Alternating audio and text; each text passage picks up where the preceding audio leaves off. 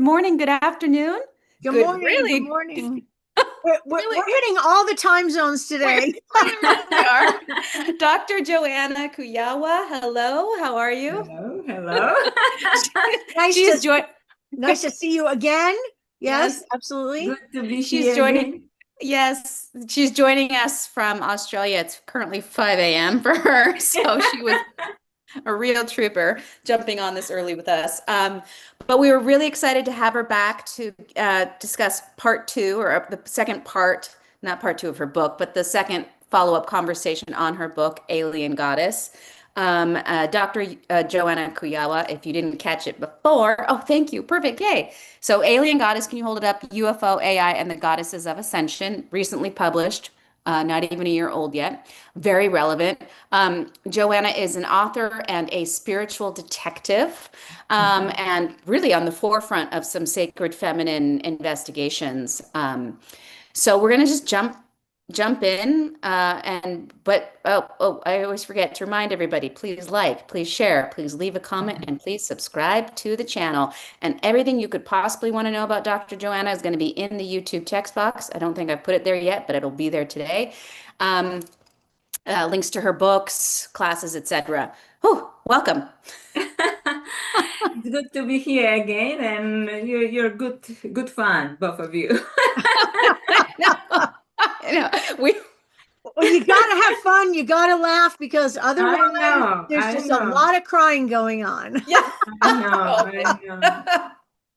So, Joanna, you wanted to come back on, or we were discussing, you coming back on to kind of dive deeper into some aspects of your book that we didn't get to go into detail on last time. A link to that conversation will be available soon too, by the way. And so we wanted to discuss some of some of the sightings, some of these goddess sightings. And I don't want to take the words out of your mouth, but basically that there's a long history of goddess sightings coming not necessarily just from the sky, but other liminal realms, providing us with guidance and information, humans, right? Human society, human beings, human society, etc. So let's start with one of the events, or let's call it events, that you discuss in your book, which is the White Lady. Tell us about Yeah, the White Lady. that's right. So actually, if you I can just mention, so UFOs are and Divine Feminine are discussed in part one of Alien Goddess, yeah, my book, and I decided to go through this because, of course, for various reasons that relate to how I structured the book, but also, as you mentioned, Annalisa, the White Lady has become a great event, especially quite recently, last decade, and most, especially this year, because of Chris Beslow's visions or encounters actually with her. Because as you rightly said, and I believe so as well, that these encounters happen in liminal or even imaginal space, right? Because in the book I make a distinction. Liminal basically means, in between space, which could be like when dimensions are blurring, and imaginal for me, and I actually take it after Professor Jeff Kripal, just to give people credit properly and scholarly, is when the communication or dialogue can actually happen. So Yes. then we can even initiate the. I just feel like we're in liminal space right now. I am Your completely camera's like liminal. moving in and out, and I was like, she's so liminal right now. That's good. I am very liminal because I'm half awake, right? Yeah. So if I start to have visions, I will share them online with you. Okay. I think I too. Let's make sure to fill people in on who Chris Bladzo is as well. That's a very good thing, because actually when I am doing interviews or an Alien Goddess, I again cross some boundaries here, because when people know me from the Divine Feminine and my previous book and previous interviews, and they see that the book, part of the title is UFOs, right? And they say, isn't it like a guy thing? So very often they discard it, and the big podcasts on UFOs that are usually run by guys, they kind of some of them discuss it, but some of them are reluctant because they said, like, what's this goddess thing? You know what I mean? So there is this kind of almost gender divide. you know, between, you know, UFO is a guy thing and goddess is like women thing. So what is really nice about it, that actually Chris Bledsoe, who, and in Alien Goddess, I give reasons why I believe he's actually a credible witness, because in the UFO community, you call, if somebody has an encounter, you call them either experiencer or witness, right? But let's say experiencer is a more of a UFO terminology. So for a long time, he had lots of experiences, including one of the first ones when he was in a forest with other men and one of his sons, and basically these two big orbs, like maybe spaceships, but more like orbs of light, but huge, started to follow him. And, you know, he described it in many interviews and also in his book. And so, and then when he went back to his community, which is very much, I think, like a Christian fundamentalist community, he was immediately called, you know, demonic and so on, right? So he was judged upon this. And he contacted different UFO organizations, which, you know, and I think one of I don't know which one, program on TV actually promised him to tell his story, and they basically, so he honestly told the story, and he's kind of genuine, down-to-earth man, you know, like he definitely didn't seek fame. This is one of the reasons why I believe his testimonies, and actually for a while it completely ruined his life, you know. His spiritual community expelled him, and all kinds of bad things happened to him, in illnesses and, you know, near bankruptcy and all of this. So he decided he doesn't want to have anything to do with this, okay, because it just, you know, ruined his life. And this unfortunately happens to many people who share that experiences, right, of this kind. So, and then in 2012, which was probably over 10 years or more after the original experience, and he continued to have experiences, he just didn't share them with anyone. During Easter time, at dawn, or just before dawn, which is the liminal space, right? At dawn, he heard some noise, and he had guests in the house and so on.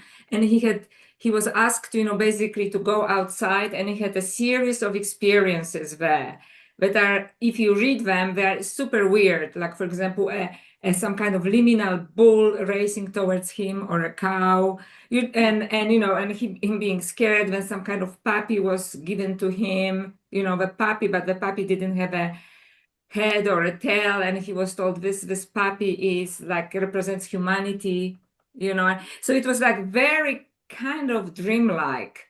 And eventually this white lady showed up. And this white lady is what I would tell, when we talk about Fátima and other experiences, looked exactly like that. She is quite short. I'm not sure about American foot and so on, but I think like 4.5 feet. This is how you say it? Yeah, that's very, very petite. Yes. Very petite, and, you know, but very, very petite, long, blonde, straight hair and big dark eyes.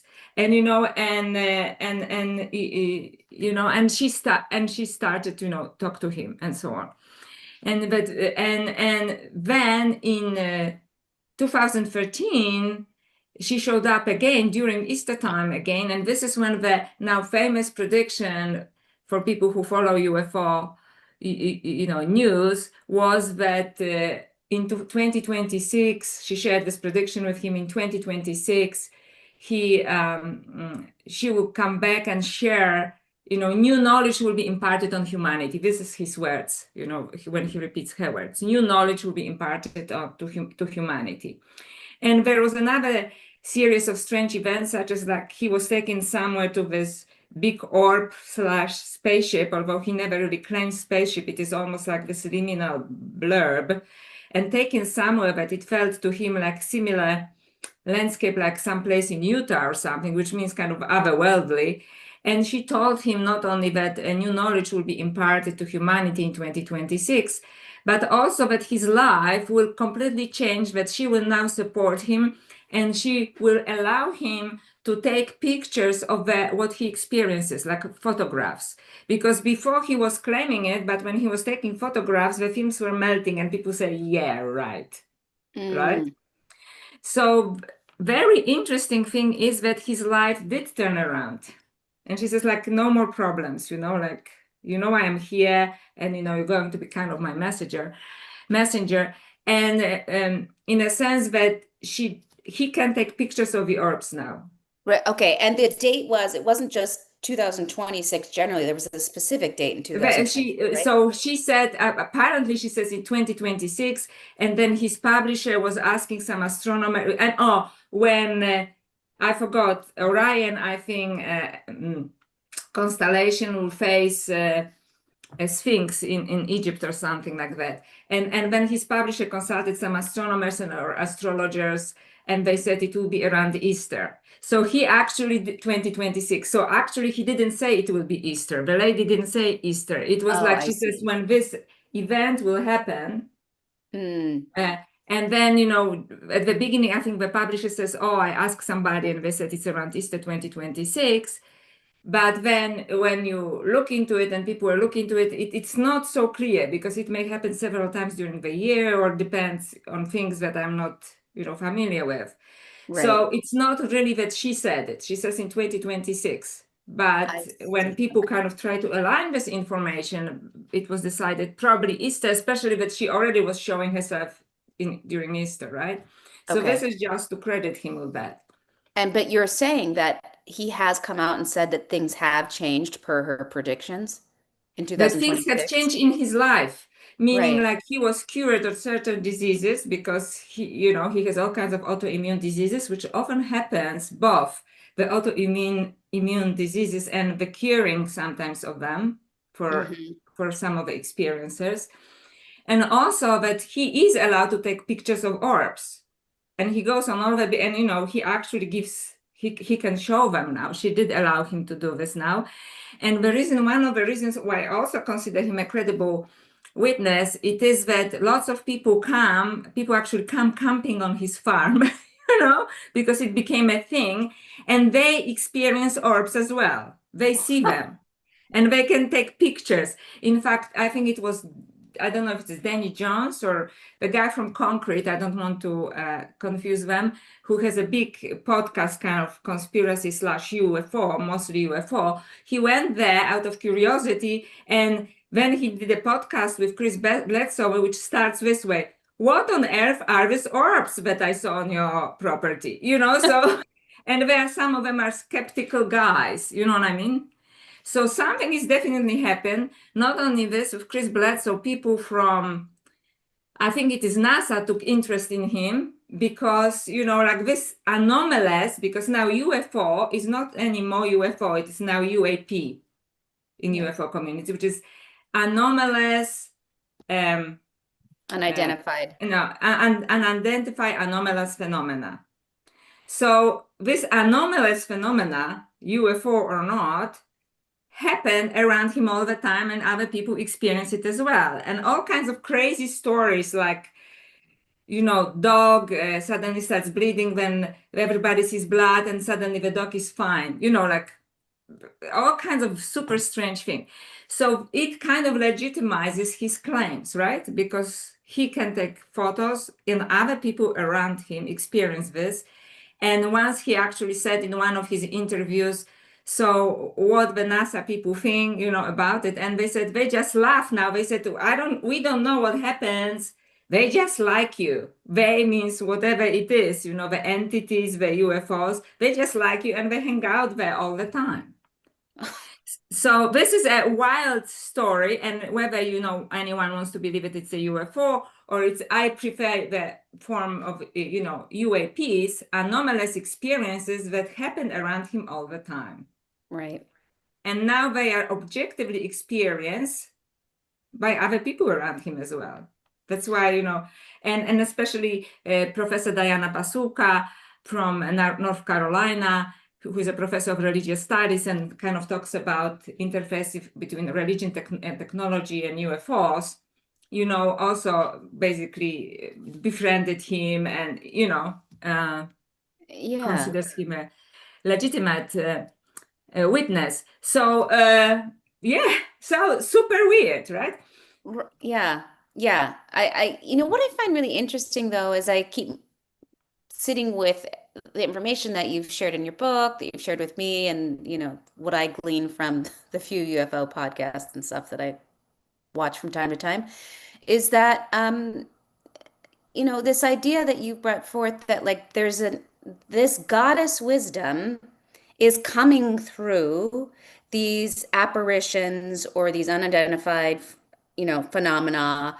Okay, the white lady, Fátima, you describe in the book. We could talk wax poetic probably about what people are seeing in near-death experience visions or, you know, in people in their dreams or whenever they go into any kind of liminal territory. That is the opportunity for this goddess wisdom to come forth. So I guess what is it? Maybe I'm putting the cart before the horse here, but what is it that you think is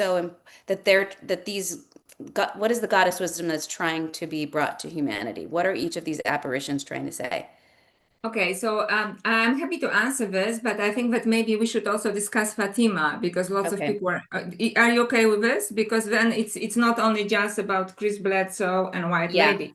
Yeah. In fact, I want to say that lots of people in the past and all the time, and very interestingly, in the Cathar part of southern France, I know people who like, for them, it's almost normal thing. In liminal spaces, they have this apparition of what they call the White Lady, because I guess of the light, and I would say interdimensional. I consider her interdimensional being.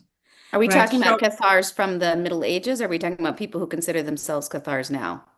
People who consider themselves Cathars now, or at least they live in this area of France. I see. Okay. You know, so I met someone who said, you know, she had an encounter which was actually very trivial, you know, so like, you know, but this white lady showed up at dawn and she shared it with a guy in a shop in a small town in France that they live, you know, in the southwest France. And he says, oh, well, this happened to me too, you know, the white lady, you know, so people actually experience the white lady, so to speak. It is a thing, right? People still experience it. And the so-called Marian, you know, from Mary, visitations or visions, depending on sources, which I explore in Alien Goddess, they talk about between, I think, 363 to 4,000 that are documented in last like 100 years. Okay? Wow. Yeah. So that's huge. But the reason why I want to describe Fátima, because it is probably the most famous, and I actually event from 1916 and 1917, which is very much talked about. And also, this is an event that I've managed to find like academic papers about and so on. So, so just very quickly, for people who are not familiar with this, that 1916, it is during World War I in Europe, it's Portugal. Fátima is not a person. Fátima is a place, a small village in Portugal. So in this case, right? So there are 3 children who are children of shepherds. So, you know, in those days, children were sent out to work, right? So they're just like overseeing a herd of sheep. And suddenly, I'm making the long story short, they see this white lady hanging, you know, above an oak tree, very praying, they're Catholic children. And she looks exactly pretty much like Bledsoe describes her, except that she has this extended hands and, you know, this light coming out of the hands. And she sends, and it's this loving energy coming from her. Like, it's just a beautiful feminine energy, very healing, very sweet, and very caring. And she tells the children that she will show up on the same day once a month in this place for them. So she does. And it's quite interesting. Children eventually tell, you know, people in the village, and it is an immediate assumption that Catholic Church grabbed it to, you know, do its own thing. But in fact, the priest freaked out and he says, please don't talk about it, you know, there are enough strange things. And the Catholic Church actually didn't want to have anything to do with this. But it became a Catholic thing. So just to be honest, you know what I mean? It's not that it was used for some ideology. In fact, they said, the movement eventually started, and there's a shrine now in Fátima, which was completely organic, and the church said, okay, like after it became a thing. So just to make sure that we understand that it wasn't used for ideological or, religious reasons. Well, I think it's interesting because at that time, I don't think people in Fátima would have any other way to categorize an experience like that. Right? That's right. They just assume, like, in fact, children never said it was a Virgin Mary. But when their parents said, well, it must be Virgin Mary, this beautiful lady, and she's really nice. And so the children never said it's Virgin Mary. So well spotted, Andrea. So then it happens every month. And then the white lady says that in October 1917, which is the following year, she will show herself to everybody who wants to come to this field. And that's an interesting story. So this is, I think, October 13th, if I remember from memory, 1917. And, it became a thing. So everybody from Lisbon and everywhere else comes. There's about 70,000 people. Wow. Okay? And everybody waits, including, and I found it really interesting, these two guys. One is a professor of social sciences, and the other one is a journalist of newspaper called O Seculo, which is a secular paper, anti-Catholic paper, right? Like what is called the progressive paper. And they went there to debunk the delusion of the peasants, as I say, okay? And there's a, and then they didn't know how to deal with this because things did happen. And this is very interesting thing because, okay, the lady said she would show up at a particular time and she was late, right? So people start to get definitely a feminine, right? So, and to, well, she wasn't late in cosmic time, right? Yeah. Yeah, that's a few hours here or there. But so, and it suddenly the sky got dark and it was a huge downpour, like a thunderstorm. So everybody is soaking wet. There's 70,000 people who are like had enough already waiting, and now this. And then as the storm was ending, and this is what people describe what they experience, because there are many different experiences and I go through them in Alien Goddess. It felt like suddenly the sun showed up, split in half, and the light started to zigzag. Experiences. People experience this humming, this kind of slightly unsettling, because, especially if people who claim or experience abduction, they know what's coming after the humming is the first sign.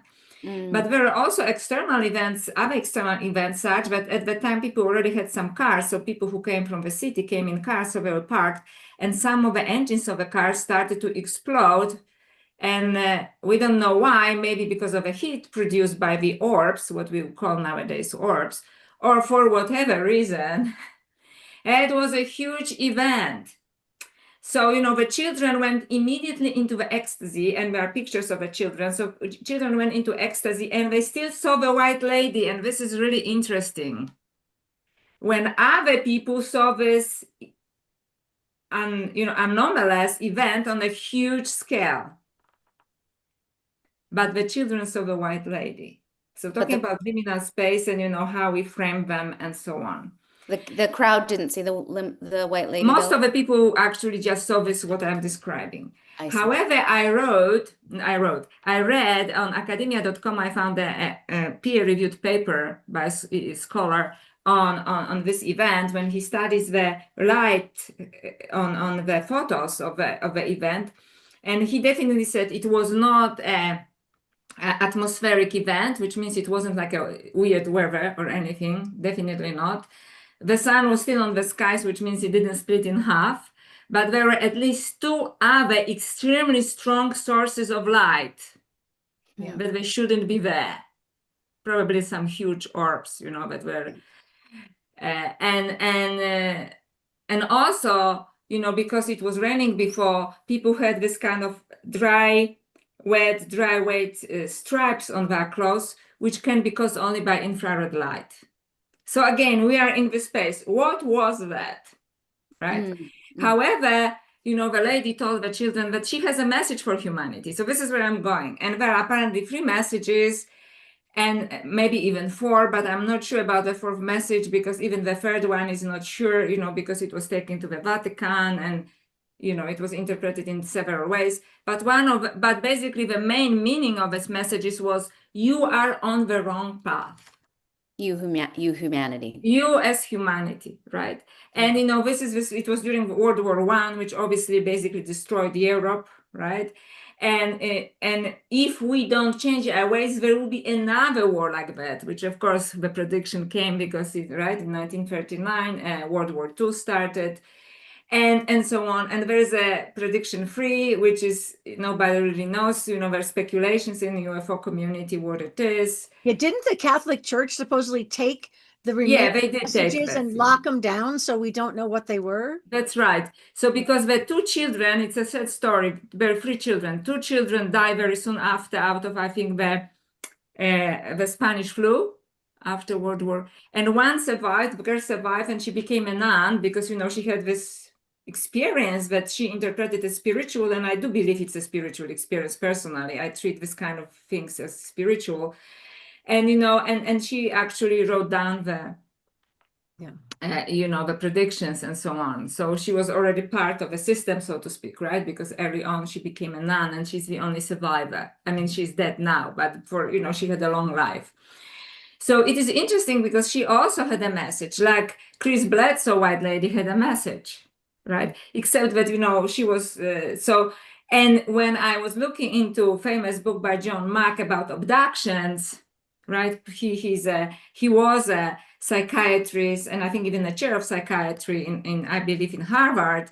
And, you know, he started to look into people who claim to have abductions, and he said, these people are not mentally sick. You know, he was a psychiatrist, so he evaluated them. And he put them through regression. And in some cases of abductions, there is this white figure of a woman, right? Wow. That gives them, you are going in a, that's the same message. You were innocent children. We created you as innocent children of nature. And you are basically ruining the gift and everything around yourself. There's lots of ecological messages too. You know, this, we gave you this and you're ruining it. And if it doesn't stop, there will be dire consequences for you and for the entire planet. So that's basically what Chris's White Lady said too? No, this is what Christ, she says, only new knowledge will be imparted on humanity. Okay. But the Fátima and from abductions, this is the message. I see.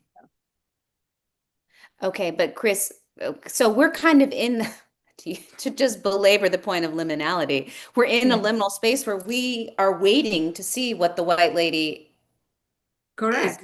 is meaning by what she said to Chris. We don't know because we're in the year 2026 now. That's right. That's right. But my argument for this, this is not a new thing. That's why I wanted to say about Fátima also, people experience this kind of things all the time, right? Except that, you know, these are like 2 famous events. Chris Bledsoe is very famous right now. And he looks like a really genuine, nice, down-to-earth person, you know, and he doesn't claim, you know, he doesn't say I'm wonderful. He doesn't start his own church or anything, right? So I believe him.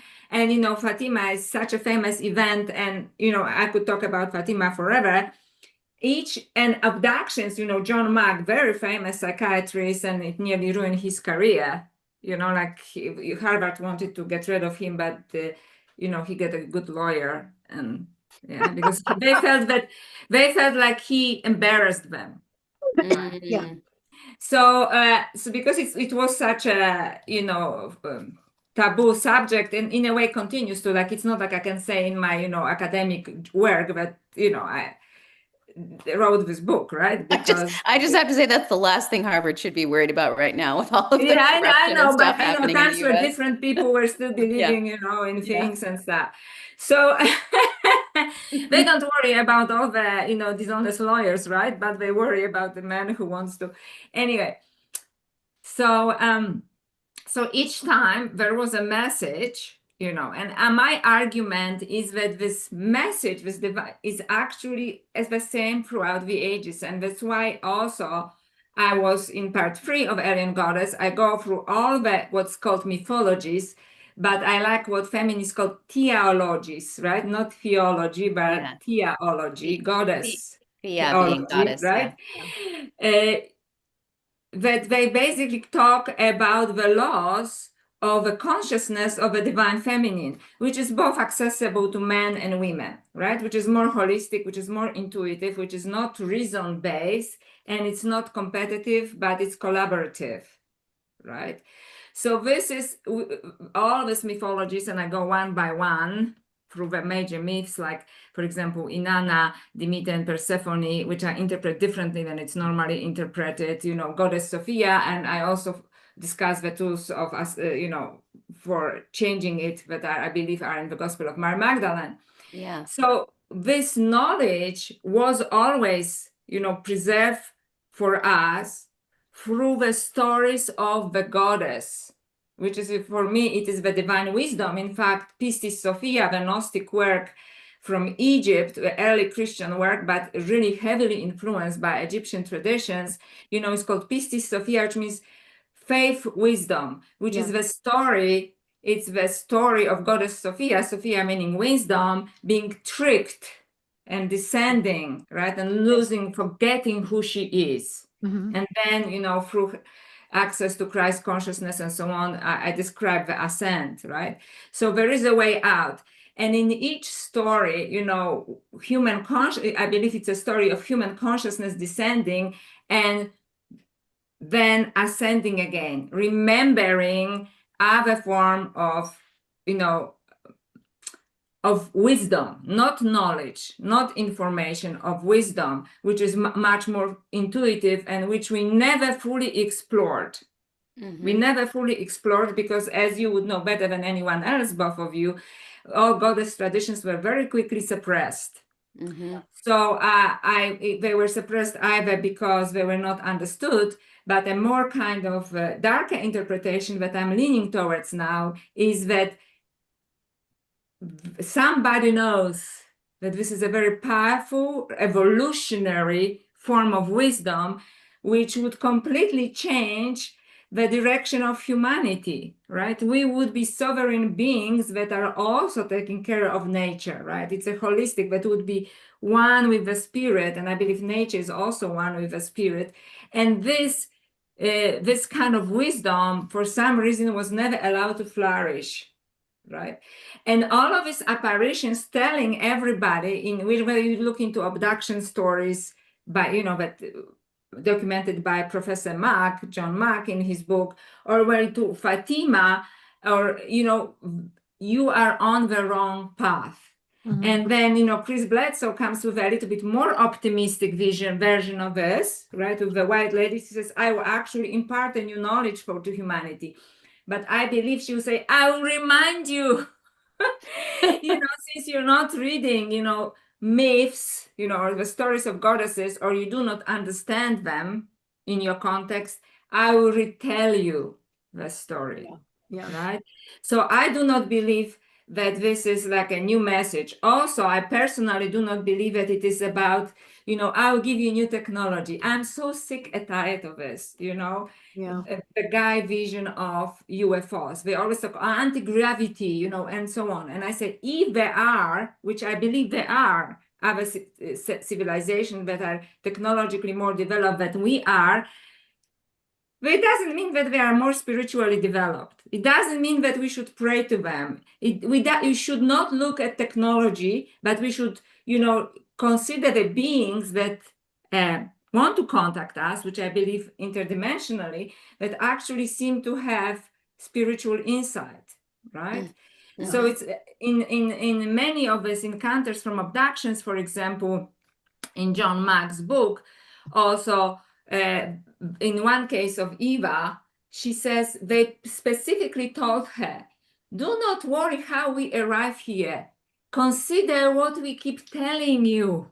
Right. You like know, focus on the message. Doesn't matter, you know, whether it's a spaceship or you know, we keep telling you for centuries, maybe a millennia, you know, that your experiment, you as an experiment, has such immense potential for good.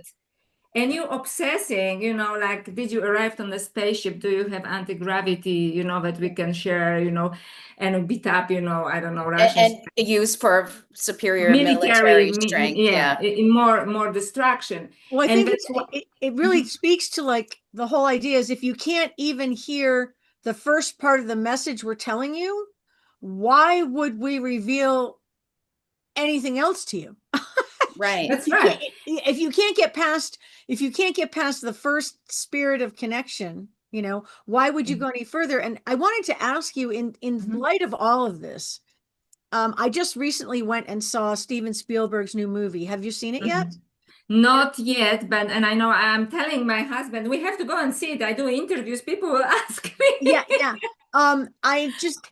It was very interesting to me. You know, my opinion, you know, with another $2 I can get a ride on the bus. It doesn't really matter what my opinion is, but I really thought that the focus of the movie, rather than on the message or the potential, became about the resistance of the powers that be to wanting the message to be revealed, right? As a moviegoer, I really wanted there to be a payoff sooner. I kept saying, when does the second act start? When do we get into what the message is, or what the information, or what the change, or what the exchange is going to be? And it never really gets there. There are some sort of hints about it, talking about that that humanity is missing the boat, right?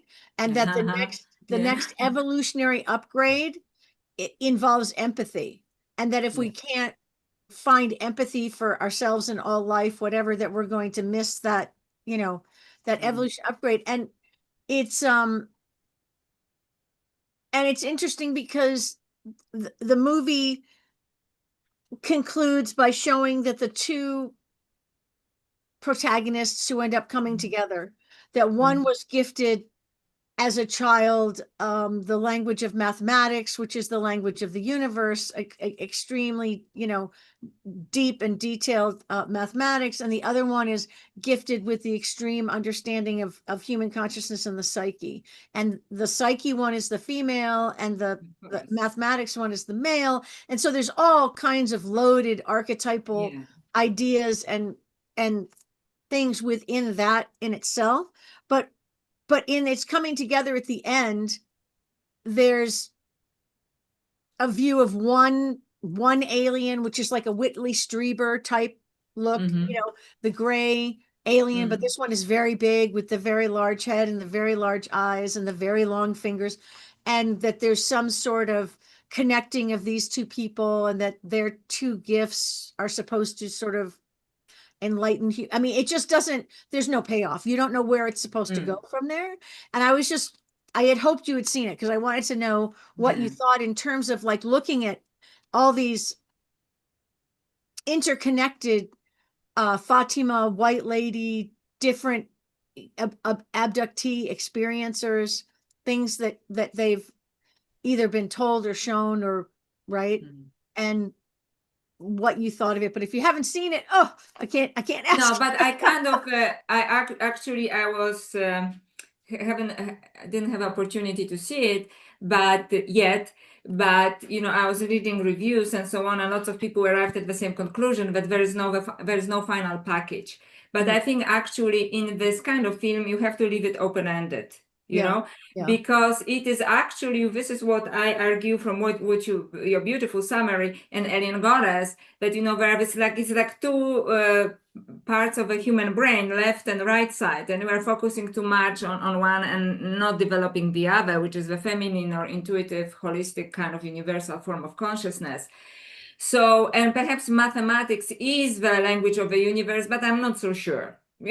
Personally, I think I'll take the gift of consciousness. Yes, I think mathematics might be the language of the material universe, maybe. That's right. Thank you. Yeah, so maybe. This is what, you know, as you know, because we did this the first interview on artificial intelligence, my argument it is that now with artificial intelligence, we are going to the very dead end of material universe, which is destroying not only humanity, but entire nature, Yeah. right? The gift.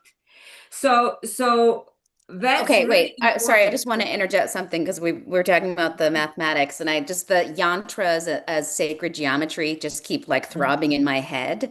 And so maybe what mathematics is missing is that dimension of consciousness. Yeah. Thank you.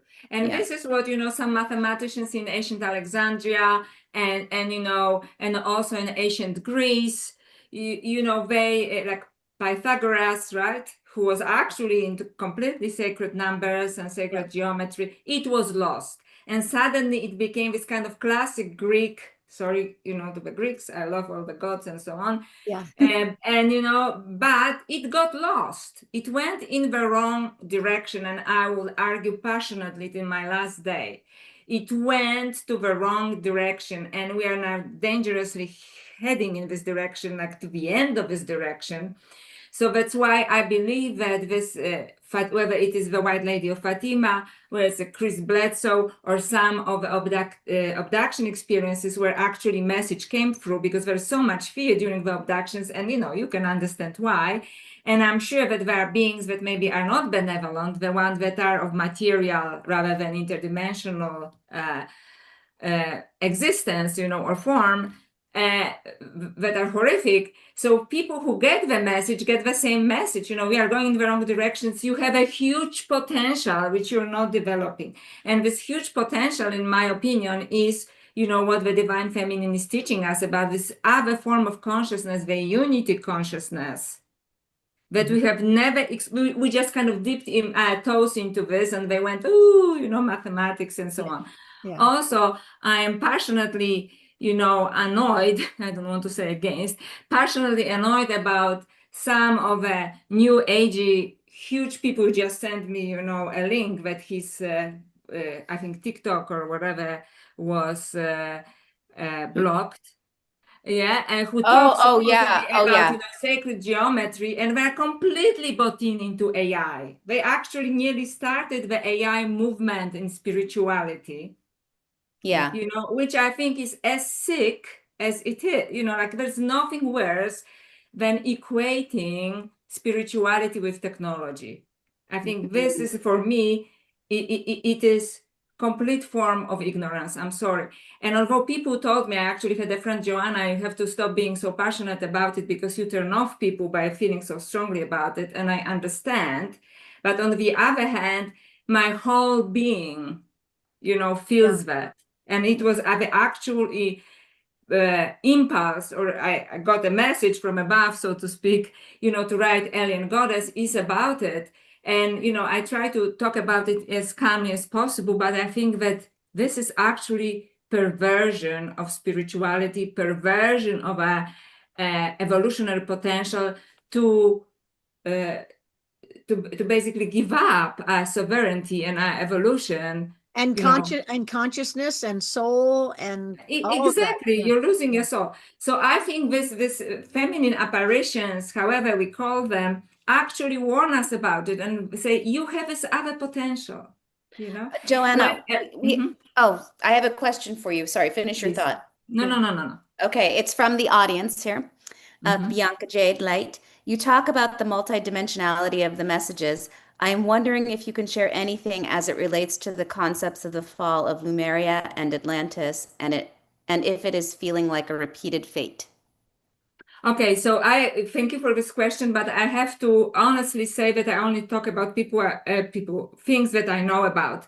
So although I do not doubt that there were civilizations such as Atlantis or Lemuria and so on, I actually never studied it, in a kind of scholarly or this way. But it does feel, and I will tell you because I look into Gnostic sources like Pistis Sophia, but this is not the first time that we are making this mistake. Yeah. And especially Atlantean, from what I know about the concept of Atlantis, Atlantean civilization fell because of similar reasons, preoccupation, with technology and so on. So the perverted thing, right, that we are doing right now, in my opinion. So I would say yes, because for example, in Pistis Sophia, and I want to stress that although it's an early Christian source it is heavily influenced by Egypt, and it was found in Egypt. Yeah. Just like the Gospel of Mary Magdalene, you know, so Right. it comes from Egypt. It says, like in Pistis Sophia, when she ascends eventually, you know, she remembers, she was told it will happen 3 more times. Yeah. So there is this cycle of us, you know, going in the wrong direction. So I would say to the person who asked this question that my belief is that it is the, you know, repeat button. However, I cannot elaborate much about Atlantis because I have never studied it deeply enough. Well, and in that, oh, go ahead. Go ahead. okay, I'll just make this comment and we don't need to belabor it. But thinking to mythological systems that have stories of descending and ascending ages. I know the Greeks have that, but I'm more familiar with the Hindu yuga cycles, right? And everybody knows we're currently in the yuga cycle. There's different calculations for how long that's going to last. So in that regard, from the you know, yogic perspective, we are going through cycles, endless cycles of descent and ascent. That's right. Yeah. I completely agree with what you said, and I do believe in, because I also, as you know, started actually with esoteric Hinduism before I moved to esoteric Gnostic, you know, and Right. Christian things from Mary Magdalene. That we are definitely Kali Yuga, and I personally, and I know lots of people, especially popular New Age people, and New Age, you know, beliefs do have a place because they liberated us from the darkness of traditional religions. But sometimes there's a little bit, you know, confusion with discernment, I would say, or not like enough information. So according to, you know, Hindu sources, we are lying right in the middle of Kali Yuga. We are not at the end of Kali Yuga. It's wishful thinking. Yeah. Right. Yeah. But there are other interpretations. I That's prefer true. the other So one I'm that's just like saying what I think. 2025 done, moving up. Yeah, Do you know about that's this right. interpretation? I'm not so sure. I'm not so sure, but you know, I actually think it doesn't matter in which cycle we are, because at any point, this I do not believe that the cycles are also completely defined. By this, I mean they may be timed this way or that way, but if we start the process of ascension, everything changes. Yeah. Right. Yeah. So it is like, if we continue, and this is what actually true teachings of karma are from the teacher, you know, Hindu teacher that I followed in Asia. He says it is like these predictions are based on what you're doing now. Yeah. You know, so for example, it's like a train track. If you don't change the track, you know, it's easy to predict. So it will go to this very end, right? Yeah. But you can always change the track, which is a shift in consciousness. Yeah. So then, yes, then in this case, we could have an end of Kali Yuga and the Age of Enlightenment, right? I wanted So to in a way, that's right. I wanted to jump back a little bit to talking about the Pistis Sophia, because as an Egyptian Gnostic text, I spent quite a bit of time studying that at one point. And I think it's so interesting that looking at the overall narrative of the text, that she was in her eon and in her power, and she saw a great power rise in an eon below her, and she thought it was part of the great light. She became confused. She descended. She was deceived by the lion-faced power, right? Yeah. I think it's such an interesting term. Yes. The lion-faced one, and she fell into the lower eons, and then of course she then is trapped and belabored and abused and harassed by the lower powers in the eons before she can petition her way, right, to get aid and comfort, if you would say, right, from the higher powers in this particular text, which are related to the idea of the Christ and that kind of a thing. So I think it's just interesting to think about. It's showing the Pistis Sophia as the faith of wisdom, as fully feminine.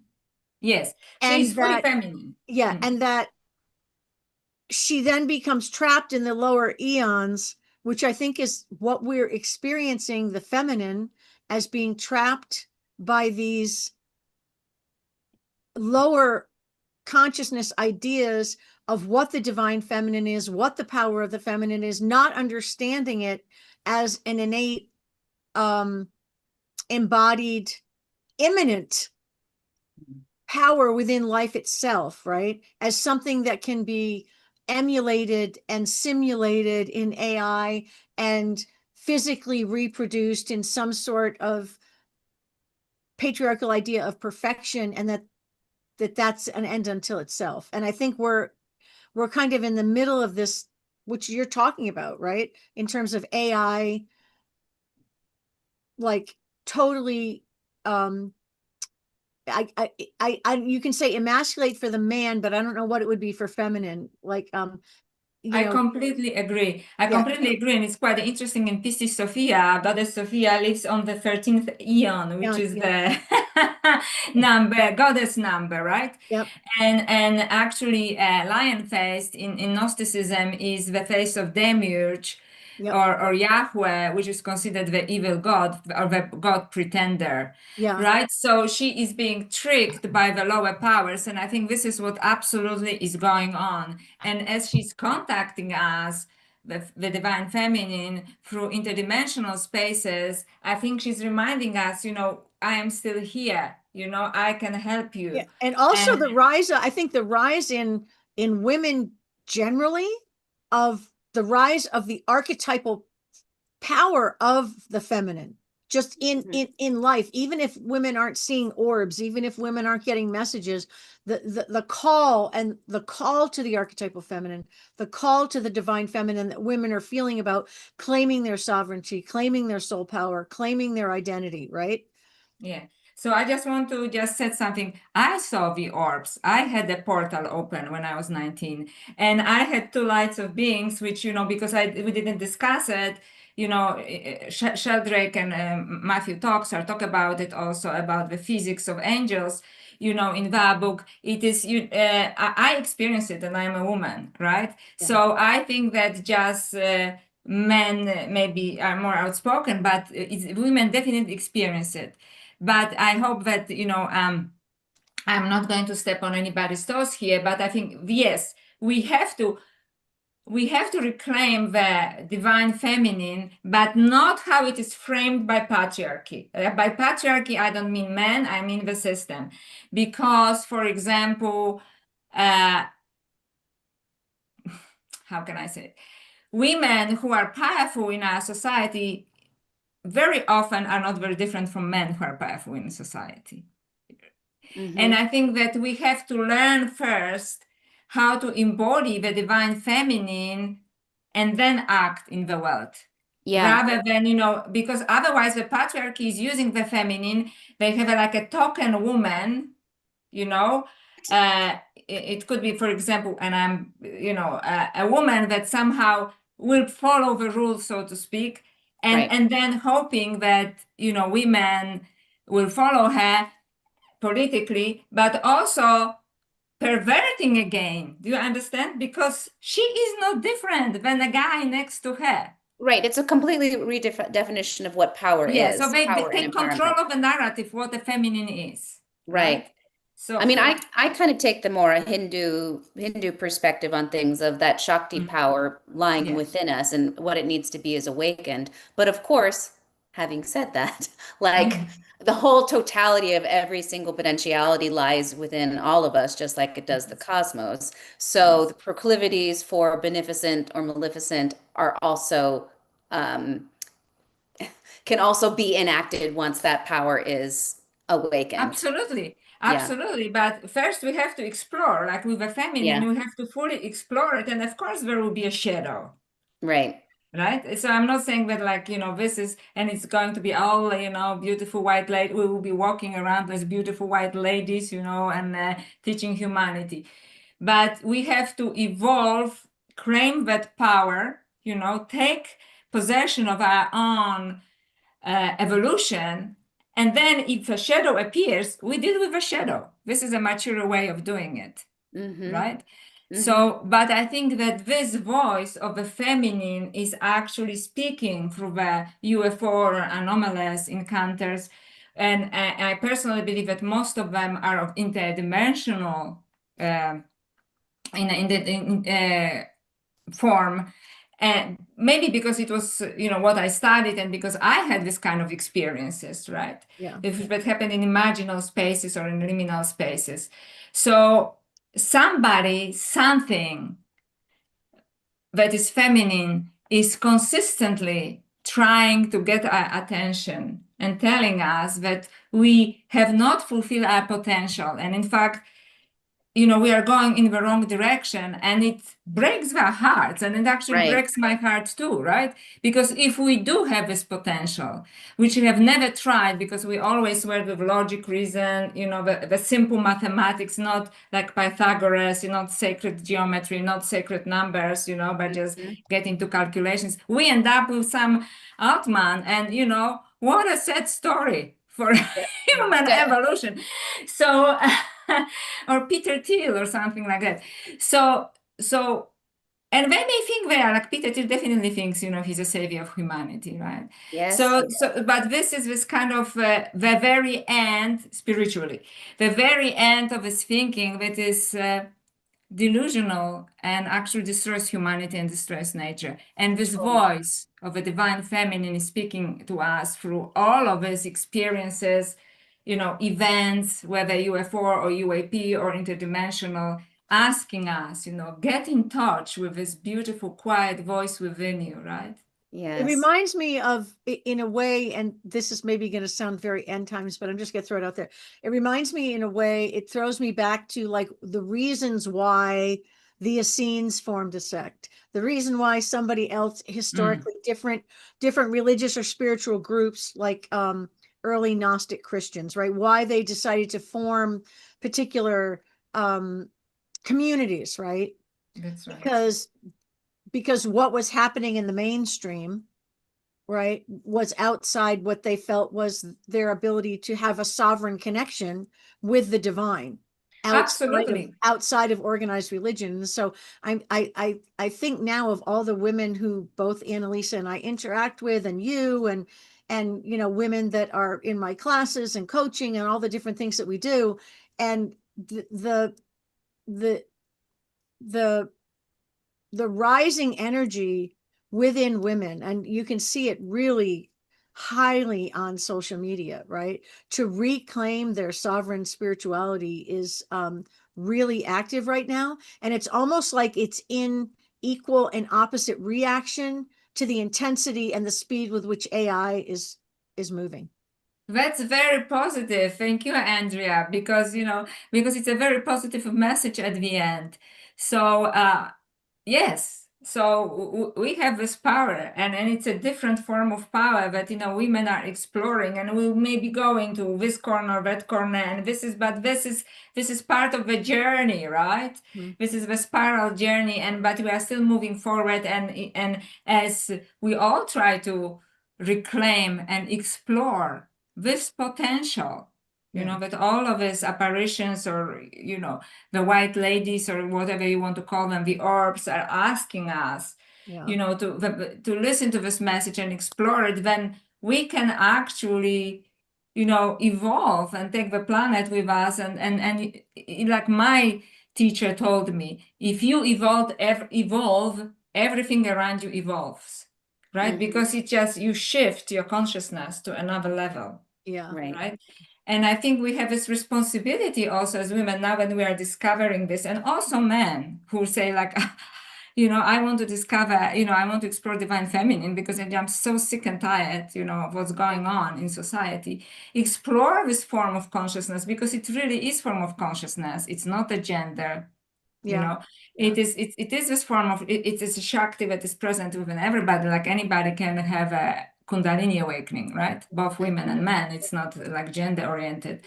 Then we can transform everything, not only ourselves but everything around us. And it brings to mind what is the tipping point going to be? That different scholars and different consciousness and philosophers have said, the tipping point is 3% or 5% or 7%, whatever they come up with, in terms of bringing enough 3% of conscious aware people into this new way of thinking will shift the planet into the tipping point. And I guess we have to hope that we're heading towards that tipping point, right?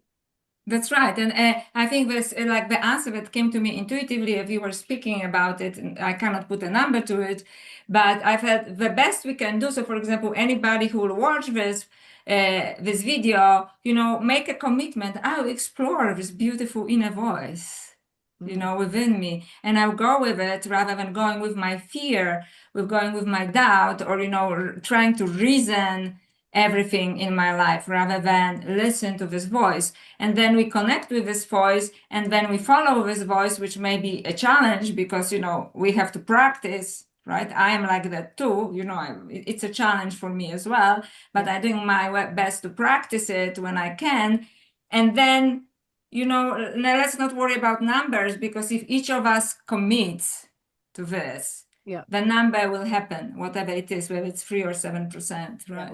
Right. And also, like, it's like the more that you can make little changes based on that inner exploration every single day, because we're all embedded in these patriarchal systems that we can't fully extract ourselves from, even if we tried, unless maybe unless you want to go live off grid somewhere, like maybe you might be able to totally extract yourself, but I'm not sure. Not really, because you're still going to be subject to climate change. Right. So, it's like the little things that you can do to practice compassion, to practice patience, to practice love, to practice, I don't know, remembrance, reciprocity, all of these, beneficent qualities associated with the feminine. I think those go a long way, and not to berate or belittle, or, it's really discouraging when you're focusing big picture all the time. So when you can come back to the little changes that you can make inside and in your daily life, I think that that's what can propel us and encourage us to move onward. I really like what you said, Annalisa. And because, when the small things, so for example, every time when I wake up, I take my border collie out for a walk, and I say like a silent prayer, for all the beings, but also for all the trees and animals, and that because there is a big road there, praying for our safe crossing. And for example, yesterday I saw this beautiful dog being, as a roadkill. So I paused for a moment and said a silent prayer. So these are the things that shift consciousness individually and collectively. So it doesn't have to be like a big path. What is my path, right? Yeah. Our path may be, this, you see an animal, pray, like wish it, good journey to the other world. Pray or be thankful for the trees that are around, right? And connect with nature, and exactly practice compassion, and as much as possible, do not give in, to the madness around you, which is difficult because I, for example, had some challenge recently and I completely freaked out, because the fear and survival, all of this practice for so long, you think, and I acted on it, but what I noticed, and then, because we cannot beat up on ourselves constantly, it lasted for a shorter time. So it lasted for 12 hours, not for 3 months, right? Yeah. And then I snapped out of this and I said, okay, what do you teach, girl? Read your books.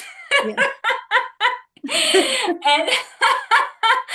And then I snap out of it. So we have to forgive ourselves too, because this is such a strong thing, we are embedded in this culture. And like Goddess Sophia, like she has learned that the lower forces want us to be confused, want us to be fearful. And only her ascent starts when she decided, I'm so sick and tired of being afraid. Please help me. Yeah. So she's refusing to feel fear and focus only on survival. Yeah. And she asks for help from above. And in her story, it is Christ consciousness, right? Yeah. But it's still, the evolved consciousness.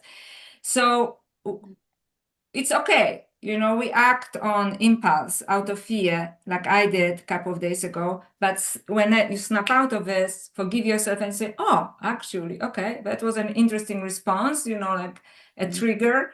And now I'm going in a different direction. Yep. Right? Well, mythologically, I would say it's kind of like we're all on this journey. And when we get caught by that fear space, it's almost like it's like we're having an underworld experience, right? Where we're in the underworld and everything is fearful. And Annalisa and I always say to each other, when you're in the underworld, don't eat anything, don't drink anything, and don't sit down. And don't look back. Don't look back. Yeah. Yeah, if you're in this space, definitely don't drink or do anything, because it takes you into darker realms again. It's just a temporary relief. So this is what I always remember. I go for a walk in nature. And once I come down a little bit, I do sit because I do meditation, right? And then I said, okay, now when I'm ready to sit down, but definitely don't act, you know, when this happens. And I must say, like what happened 2 days ago, I did take immediate action, which was, you know, stress prone, but it was in a sense a positive action, because, you know, like, but still it came out of fear, right? So, but as I said, we have to be forgiving to ourselves as well. And, you know, lasted 12 hours, didn't last, you know, 10. Yeah, I don't think anyone in this conversation could say that they haven't experienced some level of fear in the last 30 days, right? Yeah, that's right. Yeah, and like it was a strong fear, you know, it was a fear of survival, right? Yeah. So yeah, and so we do our best, and this is, I think, all that is expected of us. Yeah. I want to give a shout out to and thank everybody in the chat. It got really lively here in the second half with Bianca and Rusalka. I'm not going to give away your real name right now. Who Rusalka also shared, and Zeph is here. Thank you, Zeph. She said, my whole being cringes also. I feel exactly the same way about AI. It's cold and creepy, heartless and psychopathic. Psychopaths are famously devoid of empathy and compassion, exactly like an ex machina. She also commented on the yuga cycles and the law of one. So I just want to thank Bianca. Yes, what we need is our sovereign connection to the divine and to the Earth Mother. Zev said, reclaiming our innate divinity and sovereignty and walking with the goddess. So Joanna, your work really brings up a lot for people. So thank you. Thank you so much, and I forgive. I can be. I hope that I can be forgiven my passion, but I you know, this is how I express it, and I think there is a certain urgency about it. You know, there's a certain urgency about it. So I'm really grateful, you know, for giving me this space, forum again, and I'm really grateful for everybody who showed up. And you know, even from the comments, I can say that, you know, it's just a gathering of community. No one knows more than the other, and we just have to focus on, as I said, on what speaks to us in the soft voice that goes counter, you know, what is going on outside at the moment, right? The developments outside. And I just maybe last comment, because as you said, not everybody can go off the grid, right? Like I would like to, but I can't. And I always tell people, be the glitch in the matrix they create. Because reality is not a matrix. They are creating the matrix. Be the glitch. So you are the light spiritually, but from that point of view, you're the virus. Be the virus in the matrix. Because then we do the biggest change. You go to this work that, you know, you have an opportunity. One person will listen. One student will listen. And that's already all maybe that you needed to do. You go to this, somebody told me, you know, this horrible job that they have, but maybe, you know, just your presence and something you say will make a huge difference in somebody's life in the direction of evolution of consciousness. So be like, you know, Goddess 007 in this matrix, you know, and just pretend, you know, like sometimes what it is, do what you need to do, because, you know, we have to, like, I have a job, right? Do what you need to do. And when opportunity arises, you know, say something, do something differently that normally would be done. And somebody will notice, and somebody will remember this. And, you know, the numbers are growing, as Andrea said, right? The tipping point is happening. So I think that maybe it's not about going off the grid. It is more about be the light in reality, in consciousness, be the glitch in the matrix they build. And from that point of view, you will be a virus, but your virus for good. You know, I like that phrase, be the glitch in the matrix. That's a that's a t-shirt, that's a bumper sticker, that's a you know what, and I think, you know, the virality I think is etymologically related to the word for Venus, and maybe so maybe viruses too. So oh, that's very good. I didn't know it. I like it. Go Goddess.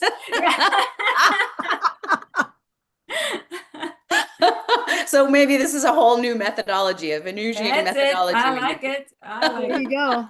Awesome. Oh my gosh. Well, we could just keep going and going and going. I want to thank everybody in the chat. This has been great. Joanna, it's always a pleasure. We didn't even get to half the stuff we planned to talk about. So you're welcome to come back. Absolutely. Thank Um, you. yeah, thank you. So I guess any last words, Joanna or Andrea? Yeah, I just am really grateful to have you back on again. I think it's and I think we should have you on again because I think this is an ongoing conversation because I think it's an ongoing issue because AI is not going away anytime soon. Obviously, the idea of higher intelligence and interaction is prescient in the zeitgeist, and I think it's important to just keep it front of mind. That's right. So just maybe last thing I would say, because yesterday I attended, academic discussion on AI and emotional intelligence. There's a scholar here in Brisbane at the university, and she was saying something that, we actually already know, but that soon, the regular ChatGPT will have a IQ of 400. And Einstein was like 160 something apparently, right? Or I don't know, I'm just quoting her number. I don't know what actually it was. So she says, no more there is any point even, and this is really important because it's mainstream. It's to focus on your intellectual ability. The only thing that will actually even work for your survival in the workplace or something is your empathy, is your humanity, is your ability to connect with others. Yeah. So if academics and business people talk about it, that's already a huge positive step because they think from a point of view of survival, right? And they are being told that to survive is not anymore about calculation. It is about the goddess qualities, such as empathy and connection. Yeah. So it's already trickling through. Yeah, absolutely. Wow. Well, thank you for helping us end on that positive note, hopeful note. Everybody, thank you so much. As always, like, subscribe, share, comment, check out Joanna's work. It'll be up within the next 10 minutes in the YouTube text box. Sorry, I didn't put it there in advance. And next week, we're going to be talking to Stacy Simmons, Dr. Stacy Simmons, about witches. What I mean, Wow. modern witchery, and she wrote her PhD on the history of witches and the witch hunts and stuff. So Wow. it's we had to pre-record it. It's a very interesting conversation. So join us next week at 10 a.m. Pacific. Yep. And Joanna, hope to see you again soon. Thank you so My much, pleasure. Joanna. Great to see you again. Thank you. Thanks, Thank everybody. you.